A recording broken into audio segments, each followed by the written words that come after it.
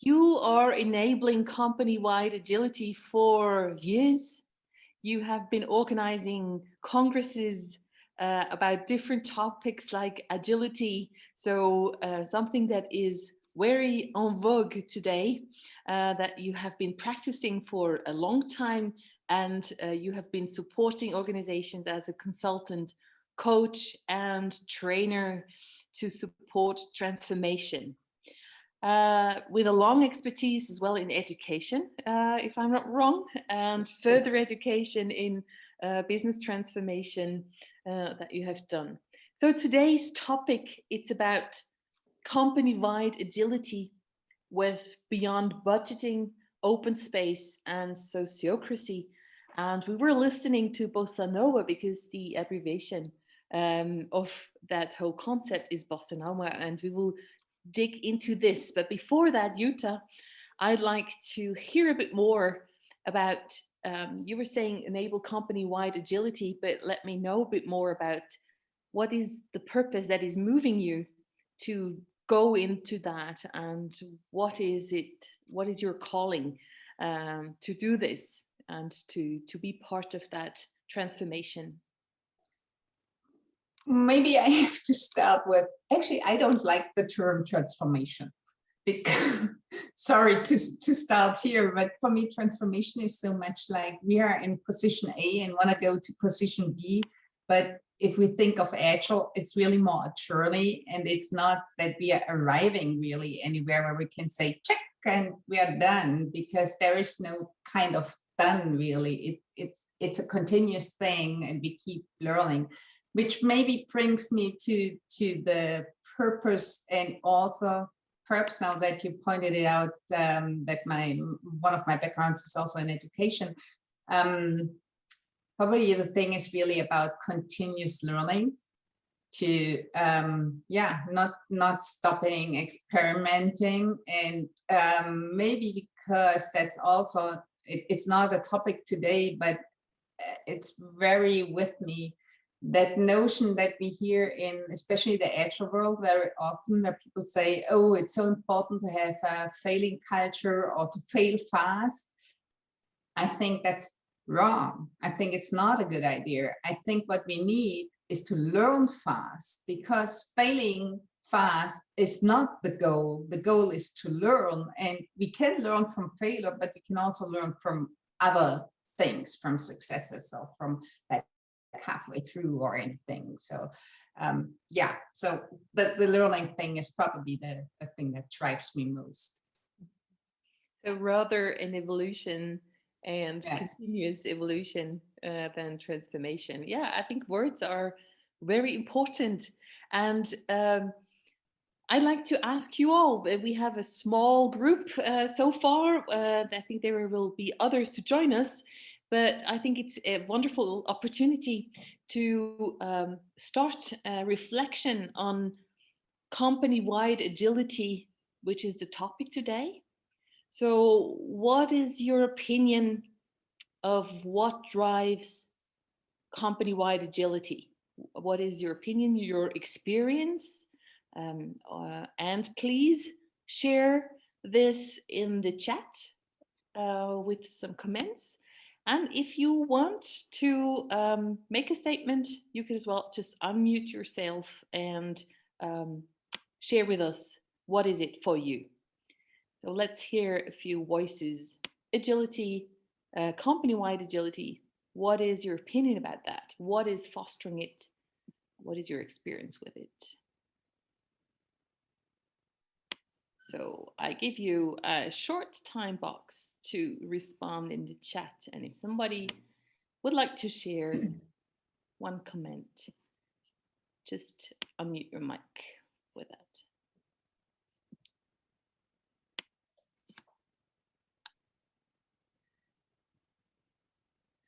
Business agility. Thank you, Kartik.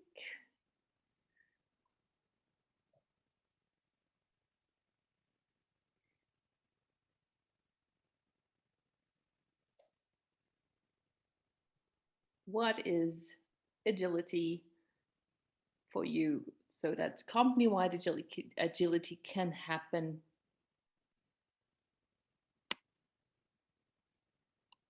You're still writing.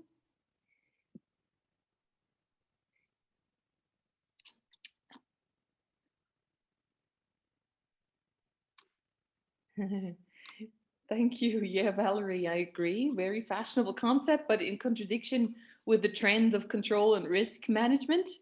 Um, I was just talking about that topic as well in regards to the conception of the human being, where and the how we perceive organizations. If we perceive it as a machine, I think yeah, it's about command and control, risk management, and Daniela, you're saying can happen with true belief in agility and driving it from the heart instead of following some business gurus. Thanks a lot.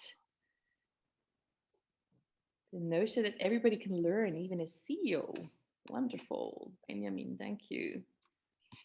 Yeah, and while we're like getting in your comments, I would like to invite you, Jutta, to tell us a bit more about the company-wide agility with Bossa Nova. So it goes beyond um, different frameworks. So it seems that you combine frameworks. And yeah, let us start to dig a little bit deeper into what is it more and why this combination. Sure, my pleasure. Thank you so much. Thank you all for sharing also your ideas and understanding of that. I think when I share my screen, I stop the sound of Maud. That's, I believe, correct. Mm-hmm. That's what Zoom tells me. Okay, so sometimes I say this is me because sometimes I think I define myself and my journey a lot through the books that I've written. And I don't want to really emphasize a lot, but what you see on the left is kind of where I started. Actually, it's not in the proper order. So I started scaling Agile back in 2002 and then wrote about it. Well, actually started in 2001 and started then writing about it in 2002 and published it. That's the Agile Software Development in the Large, my very first book that was published in 2004, and then moved on to distributed teams, then looking at what's needed for cost of delay. That's a book that I co-wrote with Johanna Rothman, and then what about retrospectives for organizational change. However, we are talking today about my latest book, which is together with John Buck, the Bossa Nova book. So just quickly, that you maybe know a little bit where I'm coming from, and that I am maybe already quite old if I published in 2004 the first time. Anyway, and we have asked you like what you think about what's driving agile companies and or company-wide agility, and actually the thing that's really driving it is the VUCA world, and I bet you have seen that. The thing here is not so much what VUCA is, but what it calls for. It really calls companies to be agile, and agile, what I mean here is in the literal sense, so that a company really is flexible, is adaptive, is responsive, is nimble, for example, and yeah, all of that. So it's not so much about, is the company actually applying a Scrum all over the place? Is the board of directors using a Scrum process and having a backlog, and somebody is having the role of the Scrum Master? Although, if the board of directors is doing that, maybe that makes those meetings smoother, but it doesn't help the company to be more agile. So that's the difference here. And that's why I think it's really important to think about agile more in a broader sense.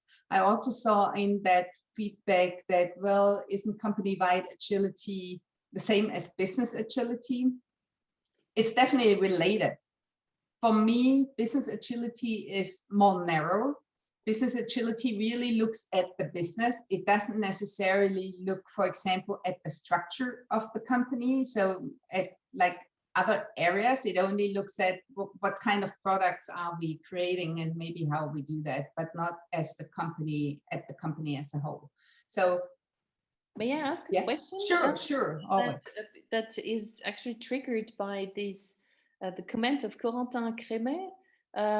Business agility can happen only after a cultural shift from command and control, so from the Tayloristic perception to a trust and empowerment and accountability paradigm.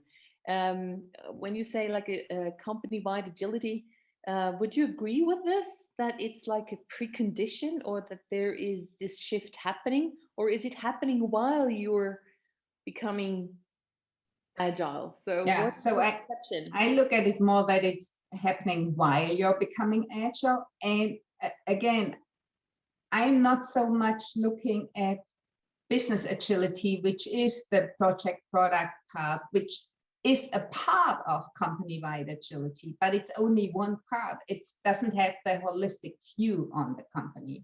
And maybe we will see that if we look at how we really regard the company-wide agility or the Bossa Nova. So if you, well, you can look at the company from very different angles and think about what makes a company agile, and or maybe the other way around, what stops it from being agile. And we can start right away with the B, with the beyond budgeting here, because very often companies are not agile just because the way they are defining their budgets already hinders them to be agile at all. Again, in the sense of responsive, flexible, adaptive, and all of that. And just think of what we all have seen recently with the pandemic. So by the end of 2019, most of the companies have really put a lot of effort into finishing their budgets for 2020. And at latest in March 2020, they all had to discover that the time they had put into fixing that budget was completely waste. So because things have changed so much, and this is really, well, probably all of us in the agile world, we are talking about this VUCA thing for a long time. However, it seems to me only now with the pandemic, it becomes clearer to people what it really means. And it also means that budgeting wise. So if you start by, well, you have your different buckets of money, and then you discover that you actually need to shift focus and create a different product because the market is changing, you often can't, because the money is already put in all those different buckets. So you have more or less to wait for the next finance round. And maybe what's even worse, because this is what people never really play with, is what if you figured you really don't need all that money that you got in your bucket for what you're working on, for the product or whatever? I've never seen that anyone is giving the money back. Everyone is just using it and spending it. And of course, that's also good for people like me. I'm also a consultant, so this is our trainer. You know, this is great, because then when they find, oh, I have this money left, they might call people up like me and say, well, we need whatever we don't really need, but we have that money left, right? And that's not helping a company to be agile. It's just fixing it in that framework defined by the budget. Now, this is the one.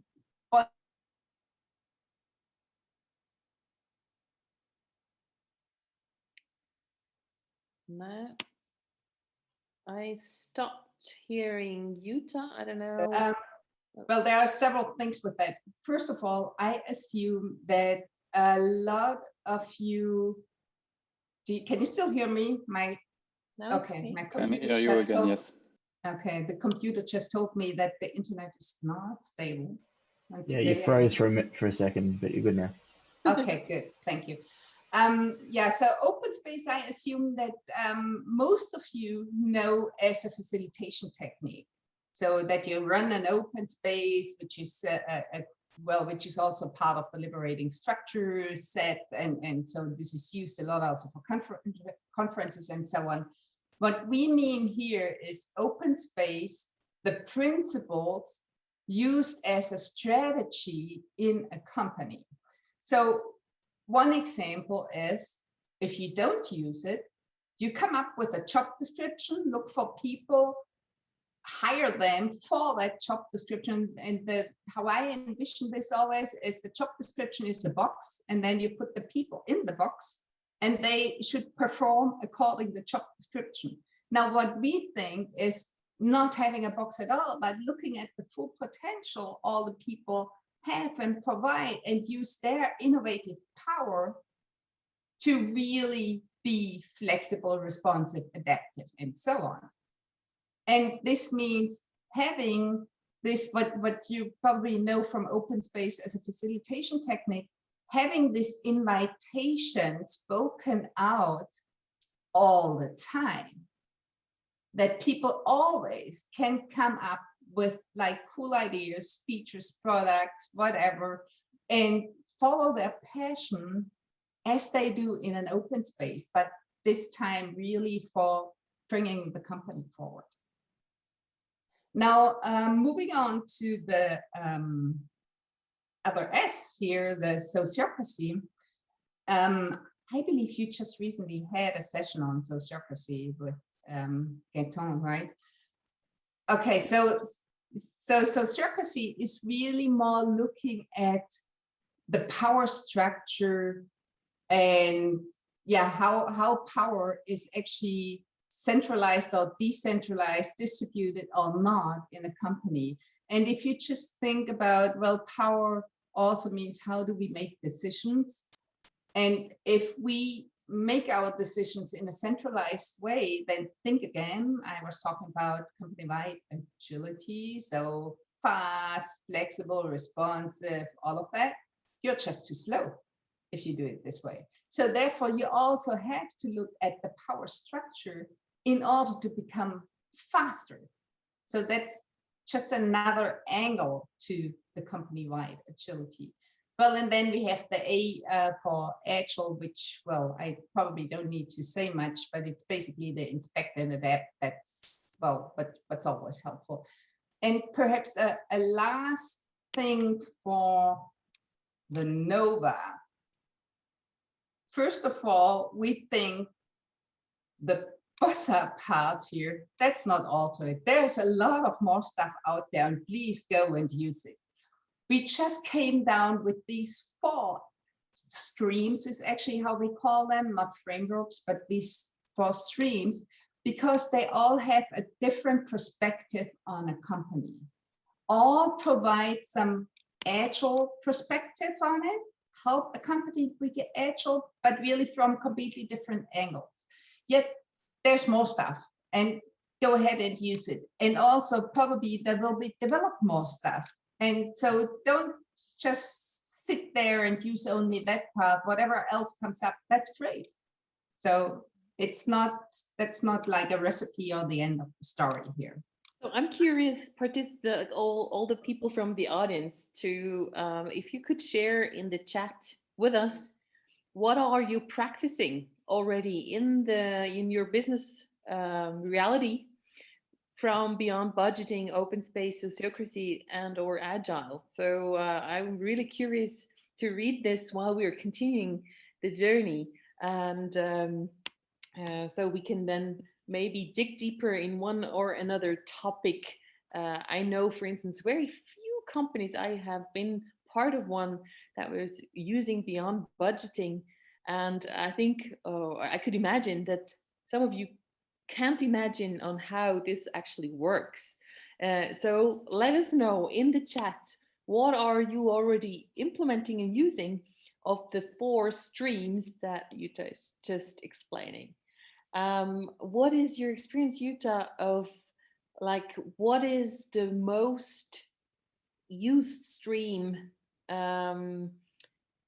if it's not the 4 of them, like in the BOSSA NOVA concept or idea? What is your experience? Well, my experience, which is kind of obvious because I'm coming from the agile field. So whenever I'm called in, then people are somehow in the agile field. And therefore, for me, it would be agile. That's somehow there, or people are starting with, then whatever. However, my co-author, John Buck, his home is sociocracy. So for him, this is what he sees where people are starting. And having said that, overall, I still think that agile is better known than probably all of the other four streams, all of the other three streams of the four. Yeah. Yeah. So I'm really curious to read you in the chat of what are you already practicing, and let's continue to go a bit deeper. Yes, and maybe by me continuing, because I want to continue by showing an example of what companies are doing. And by seeing this example, maybe this triggers a thought, what you have seen or what you are doing in your company. So one, which is actually also one of my favorite examples, is this one. So I guess almost all companies have some way of expense reports, no matter if it's like travel expenses, which is not happening anymore right now, but also, well, maybe I need a better camera or microphone or whatever. And then there are a lot of like rules and regulations in place where I have to comply with in order to be allowed to buy this or that and spend whatever money I need to spend for actually get my job done. The problem with this is these rules and regulations actually send a signal to the people. And the signal is, well, let's take Tim as an example here, because he's all the way from Canberra. Tim, I really trust you. If I would be your boss here, that's the signal, right? I trust you to really run this product development successfully, which is worth several millions Australian dollars. I just think, what's the currency? Shame on me. But I don't trust you to buy a decent camera. You know, this is the signal that we are sending here. And that's a huge problem, because it really feels like we are not trusted, no matter if it's like booking a hotel, or is it like a new laptop, or whatever it is. We always have to comply with all these regulations. And this is frustrating for people, not only that it takes a lot of time to do that, but it's frustrating. Now, I said I want to provide an example. So this is just the setting, the context. Now, one company that I know pretty well is IT Agile. So they have the Agile already in their name. And they had the same discussion. So they had these rules, regulations in place. And they focused first on travel expenses. So people were really kind of, well, that's not really Agile. If I have to go through all these forms to fill that in and get approval for booking hotel or flight or train, as this example is the famous ICE high-speed train in Germany. And so they decided to actually come up with something maybe more agile. And they came up with just 3 principles for travel expenses. And the first principle was, well, whenever you spend money, ensure that it's legal. That's a good one. The second one is, well, when you spend money, do this in a sensible way. And nobody defined what it means. So that could mean something different for different people. And the third thing was, well, because that was travel expenses, again, pre-pandemic, when you spend money in travel, take care of yourself. And again, also here, they didn't define what it means. After they have introduced that, I talked to the CEO like half a year later, and I asked, well, how is it going?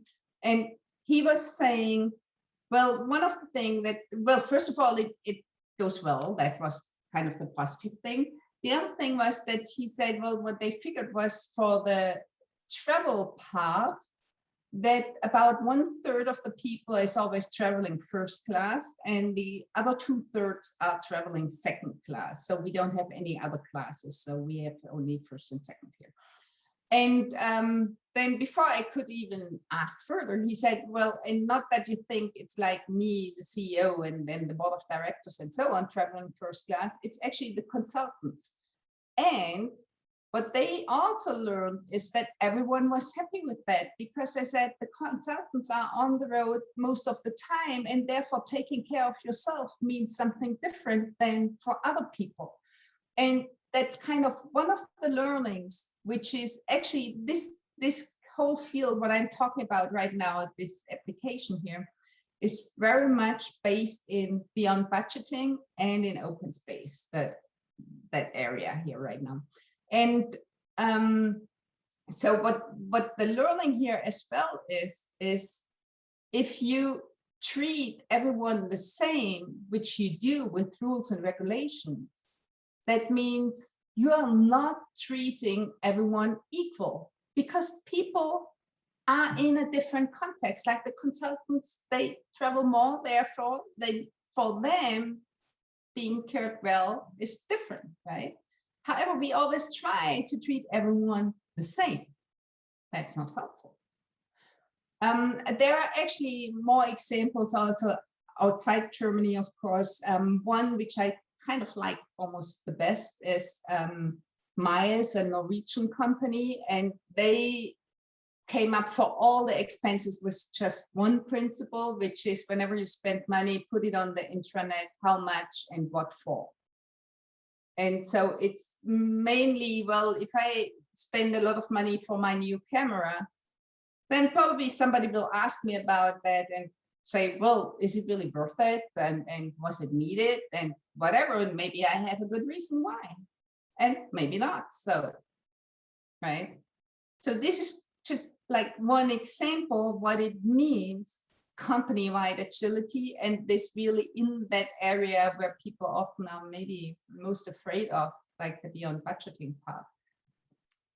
Have you seen very drastical application of beyond budgeting in companies? Have you seen that happening? You mean drastical in the sense that they really do beyond budgeting? Yeah. Well, probably with beyond budgeting, it's the same thing as with agile. There are really many different ways how you apply it and what it really means.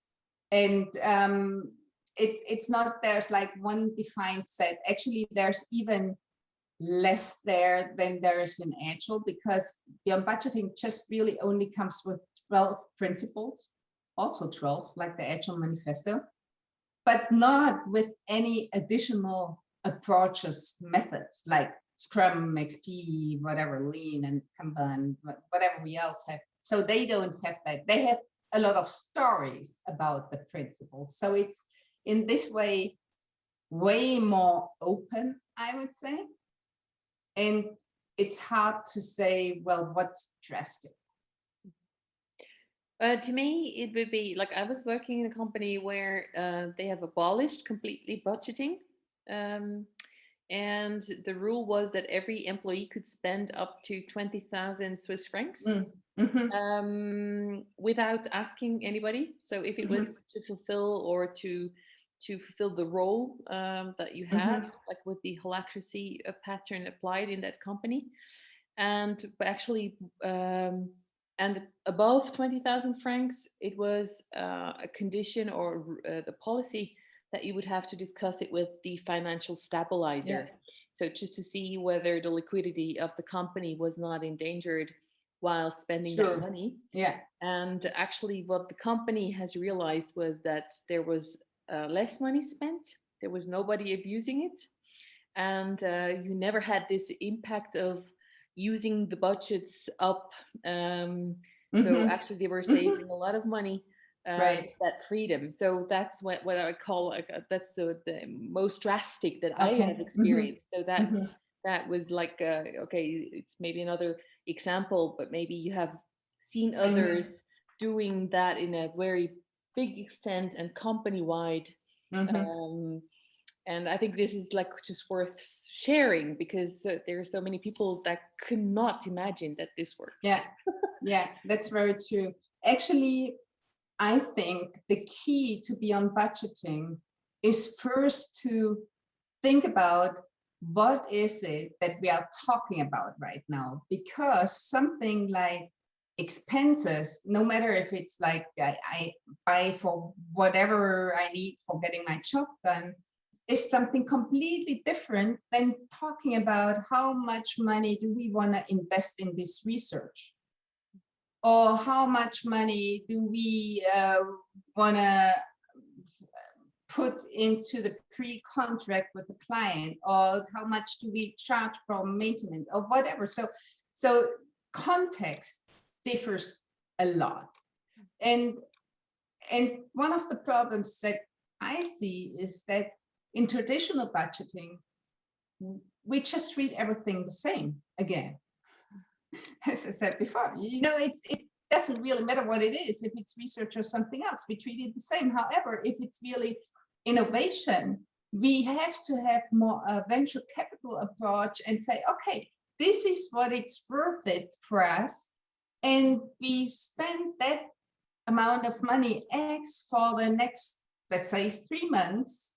And then we want to see if it's really fulfilling our hypothesis. And if it does, then we put the next amount of money, just like venture capital, right? And this inside a company. However, that's not your approach with like expenses. Expenses is very much on a trust base if you do it in a beyond budgeting way.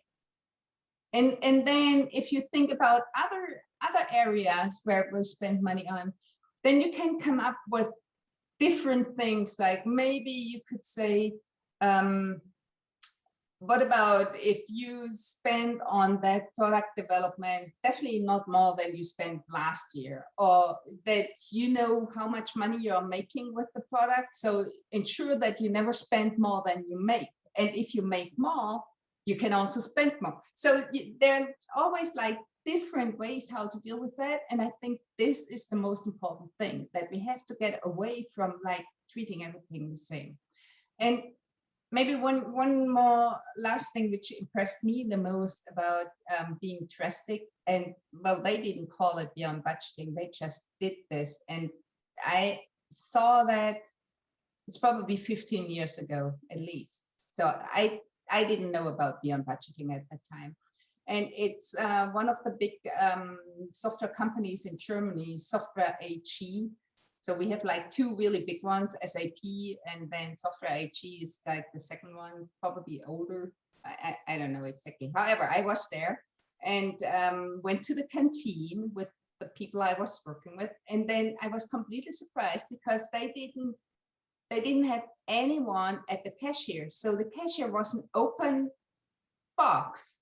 And you took your meal and you put in the money that the meal was worth it, and you took your return out of it, and nobody controlled it.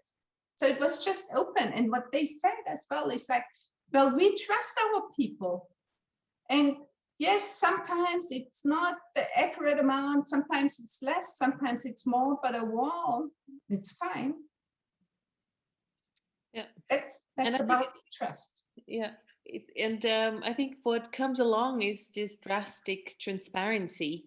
At least that's what I've experienced, is that if the company that I've experienced it was that they spent a lot of time to make all the figures and numbers readable for all those who have not studied economy, so that everybody could actually see what is the financial situation and take the decisions to spend up to 20,000 francs or not. Yeah, I think that, and you were saying it as well, that this was about the expenses was one way that you could spend whatever you needed, but you had to make it transparent. Right. Yeah. So being responsible about spending. Mm-hmm. I can imagine that this is still a new field, and though there are pioneers that have been there already some time ago. And of course, it's not only Bossa Nova, it's not only about beyond budgeting. So let's dig into Yeah. And actually, I just want to say that because I'm looking at my watch and at the time, and I can also stop doing screen share at any time, and we can go into a free flow discussion. So whatever you prefer. So, but I can also go on.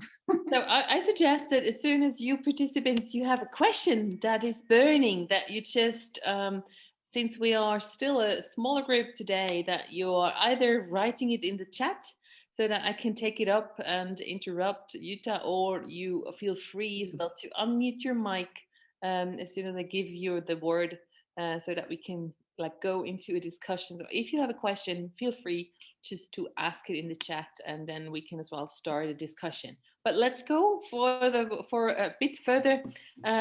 So we have talked about the bee a lot. Let's go and discover a bit more about the rest. So this was an example. So what it could mean if you are applying company-wide agility. Now, I would like to look at, and you mentioned one of it already, Susanne, is what kind of values is that actually driving?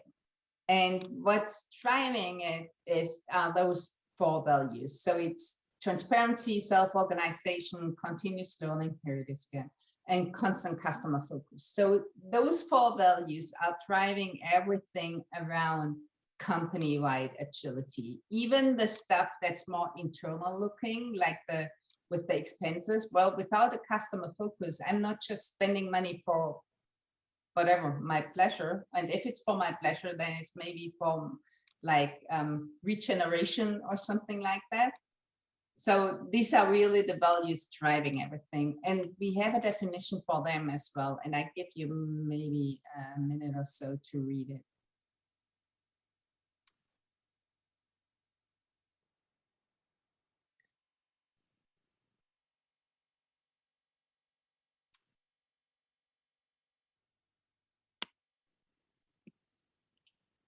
And the thing that I often, well, maybe find the most difficult one when talking to people is the one on transparency, because often transparency is understood as, well, we make everything transparent. And that's not what it means. And actually, I wouldn't like it that way because I'm overwhelmed with information already. So, however, what's important is if I need the information, there's no problem for me to get it. So that's more what it's about. And yeah, so maybe there's perhaps one thing, if these values remind you a little bit of the Agile Manifesto, then this is intentional. However, it's not a new manifesto. I also want to get away with that. So we had an example, we see the values that's driving it. And then the next question for me is often, where do we start if we want to follow that path of company-wide agility? Now, where do you start? I need to, well, maybe start explaining a few things about what really characterizes companies. And what characterizes companies is the strategy they're having, which is more or less the purpose of the company. That's why we also, when we talk about strategy, often talk about that it is an organization. Then the structure is the other thing where we talk about it has an organization, and then the process is how it's being organized. Now, the thing is, many years ago, people thought, and this was also the big researchers out there, where they thought that, well, structure is actually following strategy. And that was kind of what people believed for a long time. And there was a lot of evidence also out there. And that was probably, I'm not good with the numbers, but I think it was in the 60s. And then like in the 70s, 80s, actually this was turned around. They figured like, oh, maybe it's more that strategy follows the structure here. And meanwhile, it's clear that everything follows everything. So it's kind of a bet. Everything depends on everything. And remember how I started, which was the question, where can we start making that change? And that's the good news, because it doesn't matter. We can just start anywhere. We can start on strategy or structure or process. And yeah, that's all fine. Oh, I see, Tim. Yeah, complex adaptive systems. That's true. Yes, exactly. So maybe because I don't see that question here, but often, well, maybe let me ask that question. Where's culture? Because often we say, well, isn't, well, culture eats strategy for breakfast, and well, isn't culture kind of ruling the whole company? And now here's no culture. Where's it? So does anybody know where culture has gone? Or where would you put it? Or why? Yeah, maybe it's wrong. The whole thing is wrong. Well, and actually we didn't make that up, right? So this is also from research, that this is how it's seen right So now. Valerie, she's saying it's right in the middle. Ha. Yes, exactly.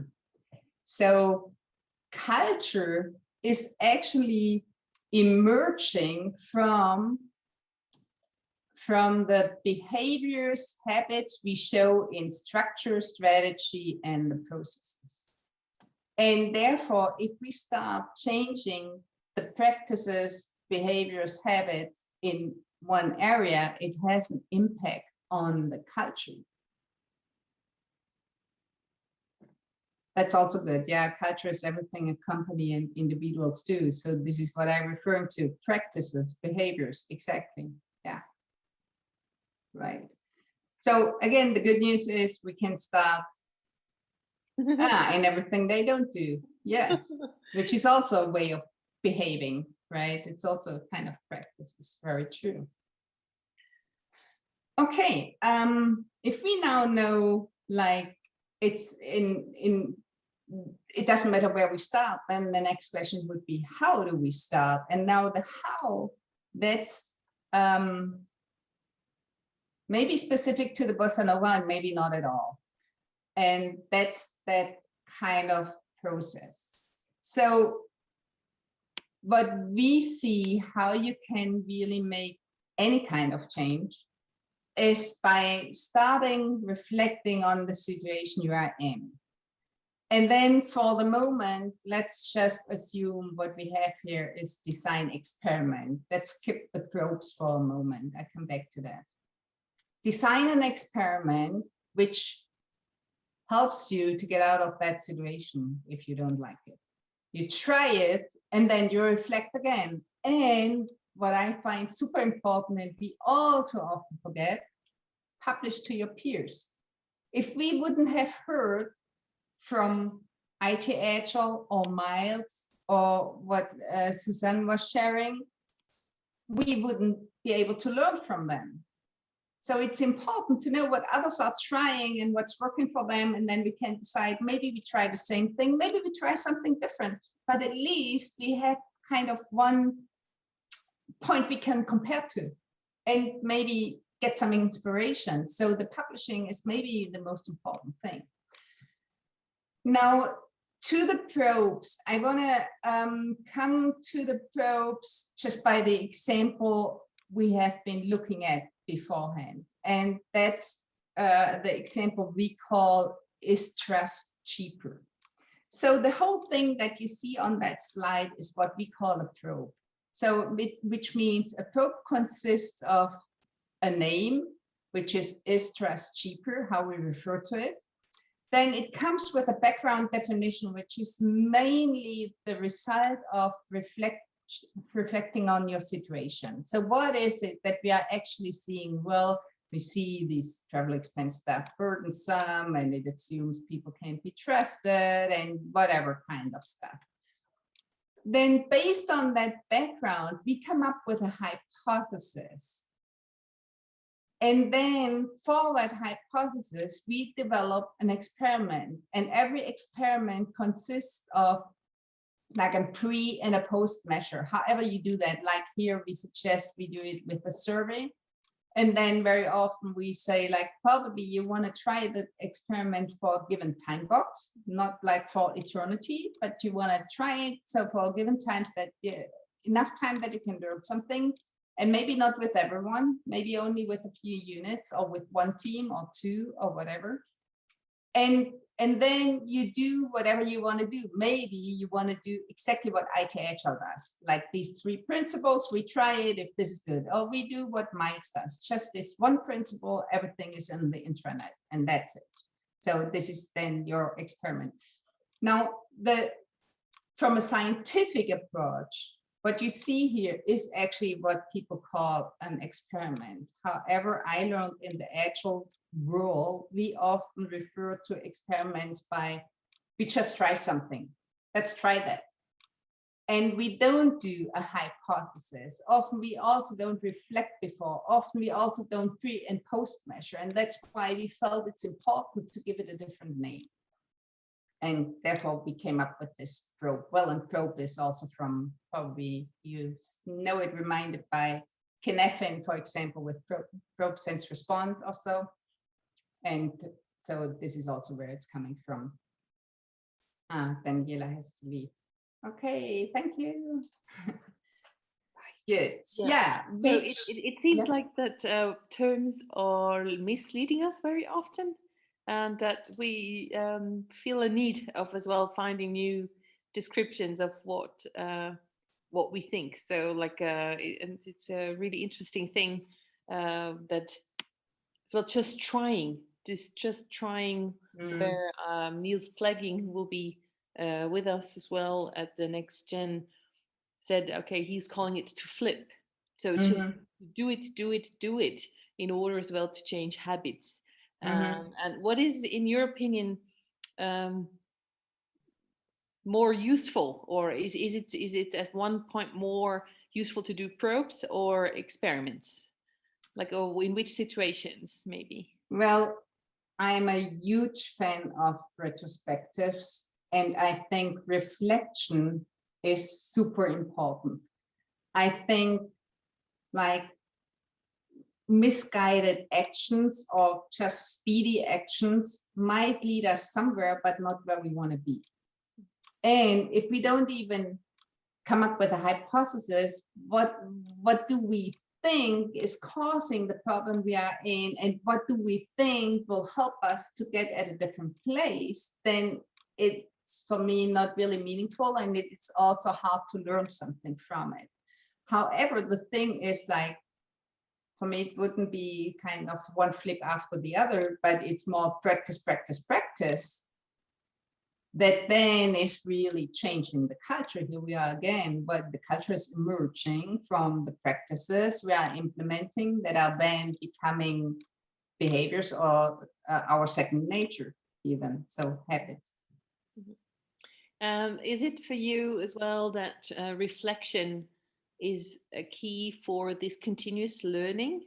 Do you make that link? Do you say in the beginning that? For me it is, absolutely, yeah. Actually, we even say one key thing for company-wide agility, and if you want to know where are you, so there is a kind of an assessment also from the comparative agility people, and one of the things how to know if you are on that track, it would be if we have established intentional stillness for reflection and making meaning. And if you don't do that, I'm uncertain if you can become agile as a company. Actually, in the same way as I say for a long time that there is no agile development. Now, just talking about software, for example, without a retrospective. For me, this is not agile. A retrospective is the key to it because it has that inspect adapt thing in it, so that the learning part. So the learning part with the reflection, you say as well, silent reflection as a key. Corentin Crémet is asking, actually, can you provide more information about learnings and best practices with retrospectives? Yeah, not so sure. So first of all, retrospectives, as we kind of know them in the agile world, are just like a team regularly pauses, reflects on a given period of time, most often like the last 2 weeks, which is sprint, and then looks at, well, what actually happened, and then looks at what can we learn from that. So generating insights, which is actually something that's often skipped, and people go like, again, into maybe the flip and just like any kind of actions, right?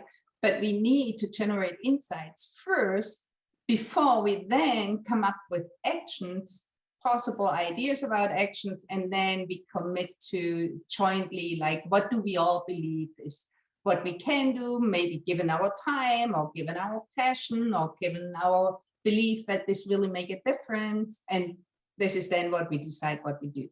So this is, for me, kind of the classic thing for an agile team. However, when we speak about company-wide agility, retrospectives are actually something that's needed on various levels for an organization.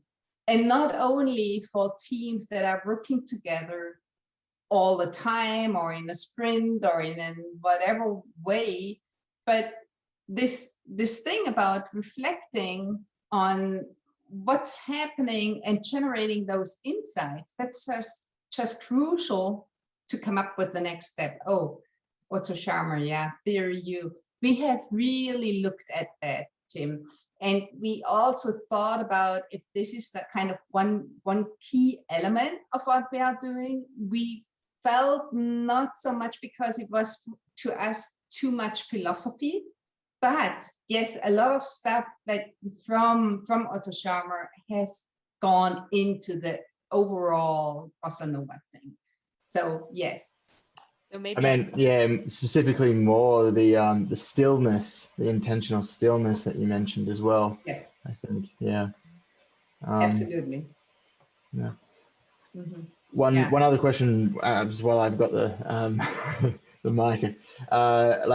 For me, a lot of it, a question, I don't know, statement. A lot of it's about trust. Like, I wonder and that's like really pivotal and core to everything, is like the trust between you and your team members, the trust between your team and the rest of the other teams in the organization, at every level. What are your thoughts and feelings about trust? Mm-hmm. That's yeah, it's a good point. Actually, we had also long discussions if trust should be one of the values. And then we felt that it's actually also something that's more emerging. And it's not so much something that, well, you cannot start if it's not there. However, well, kind of contradicting myself, I also am well aware that you can only give trust, and trust always goes ahead. However, you might not know yet if whoever you give the trust to is really trustworthy, and therefore the foundation might not be there yet. However, you could start with like on more like the open space area. There's something that more of you probably know, for example, self-selecting teams. I think is a key concept that's coming from open space, because you can follow your passion and work on the stuff and with the people you want to work with, and which is a big trust thing as well. But it's something where you can say, well, I trust you, you do that, and you can come up with the right structure here. And it can work out exactly that way without really knowing that the foundation of trust is there beforehand. So we think more that trust is created by all those practices. And it's important, yes. Thank you very much for the question. So I'm as a timekeeper, yes, see that we have a few minutes left. Yes. And I'd like to give the chance to the audience as well to ask further questions if there are, and as well for you, Jutta, if there is a topic that is really very much to your heart, the thing that you would like to say as a last statement. So what would it be? So for company-wide agility, what is it that you feel is really a key that we have not yet talked about? I've not yet talked about. Well, I talked about the probes, and I think this is the thing, because it has the continuous learning together with the reflection built in. However, what I haven't talked about is that often when people start thinking about this, they think a probe has to be about something big. And that's just not the case. So it can be a really small thing. And well, maybe I skipped just one slide, and maybe I go back and I share that anyway. I know we are running out of time. I'm sorry for that. Which is this one, which is an example from a bank, a real case, but it's not a picture from that bank. It's my imagination. It's the board of directors of a bank. They realize that the conversation they're having in their board of directors meeting is actually not really good. It seems like people are having hidden agendas and not really having open, transparent conversations. And so they had the hypothesis, maybe this will change if we remove the table. And they did. And the thing was that exactly the thing happened that they thought would happen. So the conversation was way more open and transparent, honest. However, what additionally came to it, that also the communication out from the board of directors to the rest of the company was also more open and honest and all of that. And so I really like that example. And again, it's a real case, because, well, not because you are all maybe on the board of directors, but because removing a table is not a huge experiment or whatever. It's not a huge probe part, right? Your hypothesis around that, and you can measure it easily, and you just remove the table, and if it's not working, you put it back in. Well, nothing really happened here, right? So it can be really small, and that's good. So the probe is one of the things that you are mentioning now, and I'd like to open if there is another question for who is still with us during the session. A question to Jutta or a comment that you'd like to make.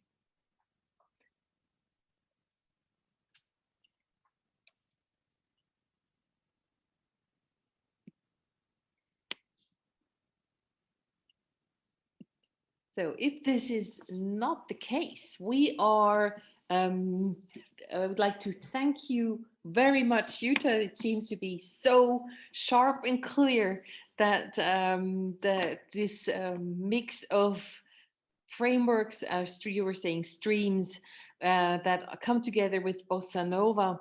And before we end the session with some music, so thank you very much, Jutta, for sharing that with us. And I'd like to advise to read the book as well to get more information. And thanks a lot as well for sharing these different examples and inspiration. And I hope we will find even more in the future. Before we go into some Bossa Nova, I'd like to say that next week we will have a talk in French with Agathe Vautier. And Luc, maybe you can say a few words about it to announce next week's session.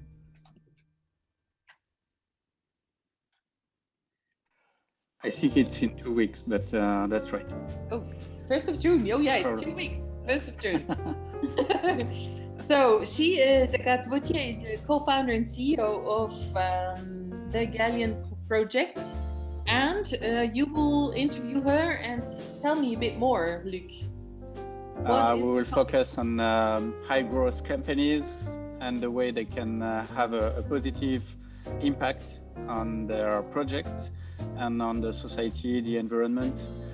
And she's definitely working on this future unicorn project, you know, that are so important in terms of employment and impact on the society. So we can't wait talking with her.